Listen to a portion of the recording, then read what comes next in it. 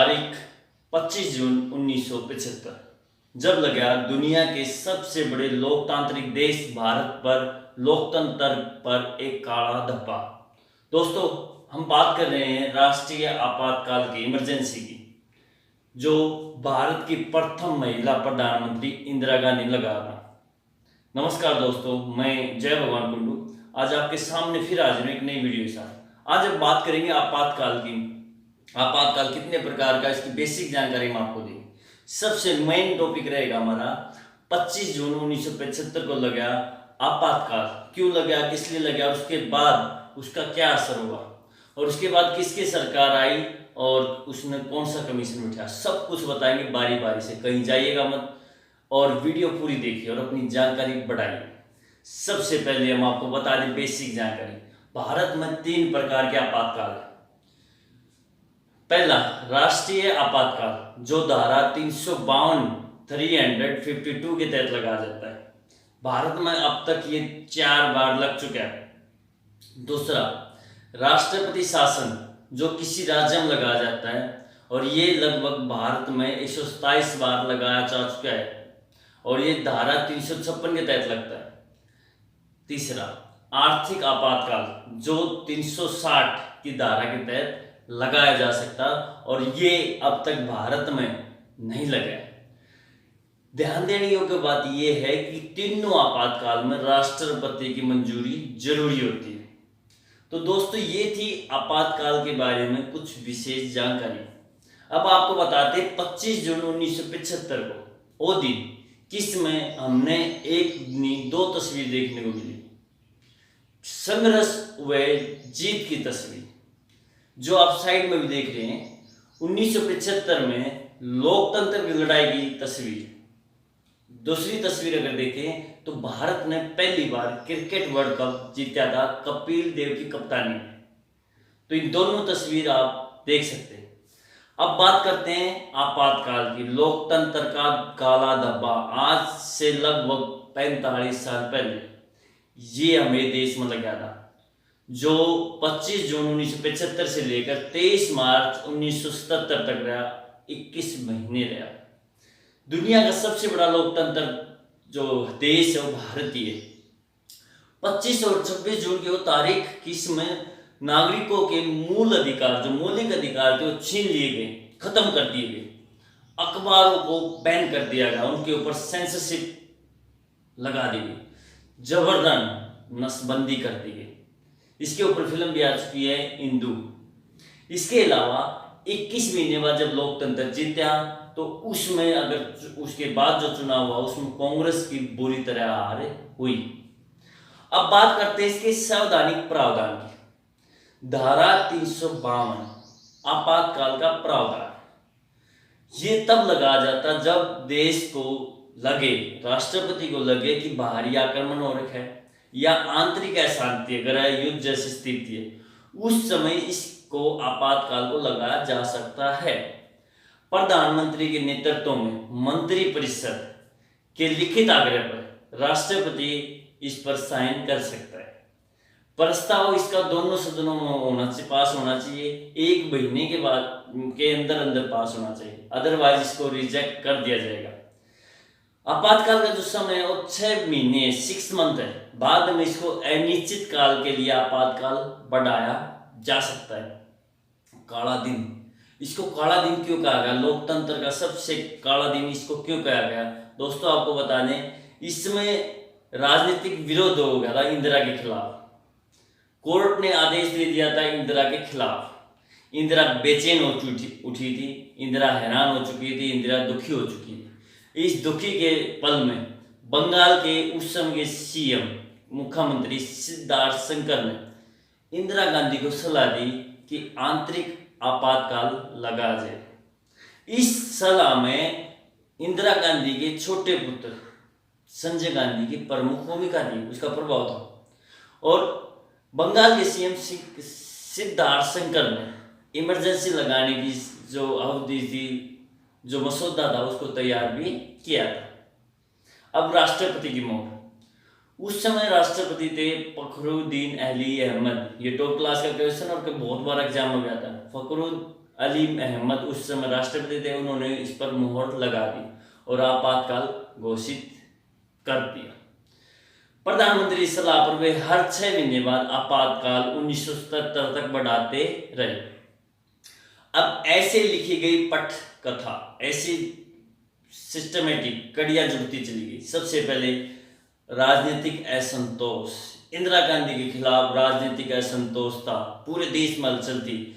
इसके पूरे जो विस्फोट चिंगारी जो निकली वो गुजरात और बिहार से निकली। गुजरात 1973-75 में गुजरात में नव निर्माण आंदोलन चला और वहां के जो चीफ मिनिस्टर थे चिमन भाई पटेल, उस पर भ्रष्टाचार के आरोप लगे, किसके तहत उन्होंने भी रिजाइन देना पड़ा। इसके अलावा बिहार की बात करते हैं। बिहार में जननायक जयप्रकाश नारायण ने संपूर्ण क्रांति करी। वहां पर छात्र आंदोलन कर रहे थे, उनका समर्थन किया 1974 में, और इसके साथ साथ रेल यूनियन की राष्ट्रवादी हड़ताल भी जारी रही। तो ये चीजें थी, किससे जो है आपातकाल की एक भूमिका तैयार हुई। इसके अलावा आपको बता दें 1966 से 1975 तक लोकसभा में इंदिरा गांधी के खिलाफ 10 अविश्वास प्रस्ताव पेश किए गए थे। ऐतिहासिक फैसला 1971 में सोशलिस्ट पार्टी के नेता राज नारायण ने इंदिरा को रायबरेली से हरा दिया। उन्होंने आरोप लगाया कि इंदिरा ने सरकारी मशीनरी का मिसयूज किया और चुनाव जीता है। इंदिरा को हाईकोर्ट में पेश होना पड़ा और भारत के इतिहास में ये पहली बार था जब किसी प्रधानमंत्री को कोर्ट में पेश होना पड़ा। इंदिरा गांधी प्रथम बनी। 22 जून 1975 वो तारीख, किस दिन इलाहाबाद हाई कोर्ट के जज जगमोहन लाल सिंह ने इंदिरा गांधी को दोषी माना और उसके निर्वाचन को अवैध घोषित कर दिया और उसकी लोकसभा जो सीट थी वो रिक्त कर दी और इसके साथ साथ 6 वर्ष तक चुनाव लड़ने पर पाबंदी लगा दी। इंदिरा गांधी ने सुप्रीम कोर्ट में इसकी चुनौती दी। 24 जून 1975 सुप्रीम कोर्ट के जज वी.आर. कृष्णन ने हाई कोर्ट के फैसले पर सहमति जता दी और उसका फैसला बरकरार रखा। इसकी सारी जो सांसद की जो सुविधा मिलती थी उनसे इसको वंचित कर दिया गया। हालांकि प्रधानमंत्री पद सुरक्षित रखा। आपातकाल का असर क्या हुआ? आपातकाल का असर यह हुआ, इंदिरा गांधी ने देश के विकास के लिए 20 सूत्री कार्यक्रम जारी कर दिया। इसमें कृषि, औद्योगिक विकास, जन सुविधा सुधार, गरीबी में को मिटाना, अशिक्षा को दूर करना जैसे 20 आर्थिक कार्यक्रम पेश किए गए, किसको 20 सूत्री कार्यक्रम के नाम से जाना गया। मीडिया पर बैन लगा दिया, प्रेस पर बैन। इंदर कुमार गुजराल को हटाकर विद्याधरन शुक्ल को सूचना प्रसारण मंत्री बनाया गया। गिरफ्तारी की गई। आपको बता दें लगभग ऐसा कहा जाता उस समय 11 लाख लोगों को गिरफ्तार किया गया था। इंदिरा गांधी को 352 धारा 352 के तहत असाधारण शक्तियां मिली थी, किसका उन्होंने मिसयूज किया और बड़े बड़े जो नेता थे उनको गिरफ्तार कर दिया। जननायक जयप्रकाश नारायण, लाल कृष्ण आडवाणी, चौधरी चरण सिंह, मोलाजी देसाई, ताऊ देवीलाल जैसे सैकड़ों नेताओं को और कार्यकर्ताओं को गिरफ्तार कर दिया गया।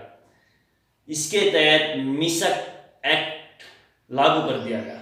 आपको बता दें मिसा एक्ट के तहत इसके विरोध में लालू प्रसाद ने अपनी बेटी का नाम मिसा ही रखा था। उस समय उसकी बेटी का जन्म हुआ था उसी समय और उसने अपनी बेटी का नाम मिसा रखा था। तो मिसा एक्ट के तहत बहुत सारे नेताओं को गिरफ्तार किया गया। अब मिसा MISA इसकी फुल फॉर्म है maintenance of internal security act. इसको यह लगा गया। तमिलनाडु में करुणानिधि की सरकार को सस्पेंड कर दिया गया। राजनीतिक दल, राष्ट्रीय स्वयंसेवक संघ जैसे ऊपर बैन लगा दिया गया। कानून में परिवर्तन। दोस्तों इसके साथ साथ संसद में इंदिरा गांधी को संसद में 2/3 बहुमत था उसने बहुत सारे कानून बदल डाले। लोकसभा का कार्यकाल 5 से 6 वर्ष कर दिया गया, जिसको 42वां संशोधन के नाम से जाना जाता है। 42वां संशोधन को छोटा संविधान भी कहा जाता है, 42वां संशोधन को इंदिरा संविधान भी कहा जाता है। इसमें लगभग 50 के करीब संशोधन कर डाले थे। नसबंदी कार्यक्रम किया गया। जनसंख्या बढ़ने के कारण हुई समस्या को परिवार नियोजन की को तहत ध्यान में रखते हुए नसबंदी जो कार्यक्रम आयोजित किया गया, लेकिन इसमें जबरन नसबंदी भी की गई। इसमें मुख्य भूमिका संजय गांधी ने निभाई। जोख नहीं सकते, अटल बिहारी वाजपेयी जेल में कैद थे। उन्होंने वहां कविता लिखी कि टूट सकते हैं लेकिन झुक नहीं सकते।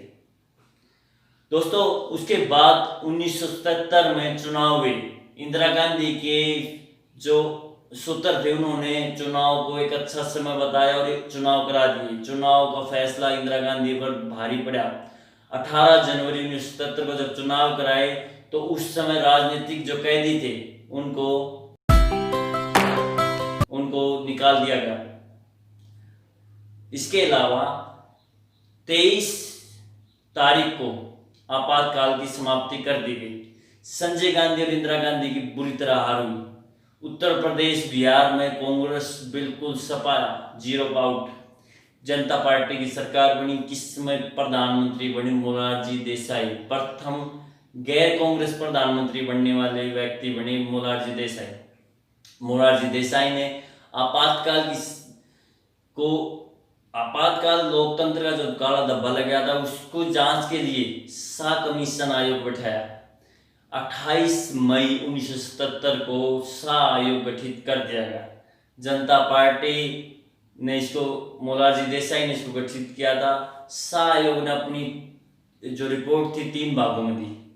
अंतिम भाग में जो रिपोर्ट की अगस्त 1978 में, उसमें 6 अध्याय थे और 530 पेज के लोकतांत्रिक संस्था और नैतिक मूल्यों के साथ हुई हिंसा को दर्शाया गया।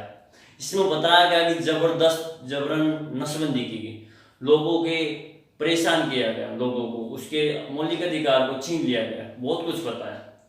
तो दोस्तों, ये थी एक विशेष जानकारी लोकतंत्र का काला धब्बा, और आशा उम्मीद यही करते हैं कि दोबारा ऐसा देखने को ना मिले। तो दोस्तों, ये वीडियो बहुत ही यूजफुल हो गया आपके कंपटीशन एग्जाम में भी और भी, इसलिए इसको जरूर देखें, ध्यान से देखें, बार बार देखें। और दोस्तों, आज के लिए इतना ही। हम जल्द हाजिर होंगे एक नई वीडियो के साथ। तब तक आप सभी को नमस्कार, प्रणाम, जय हिंद।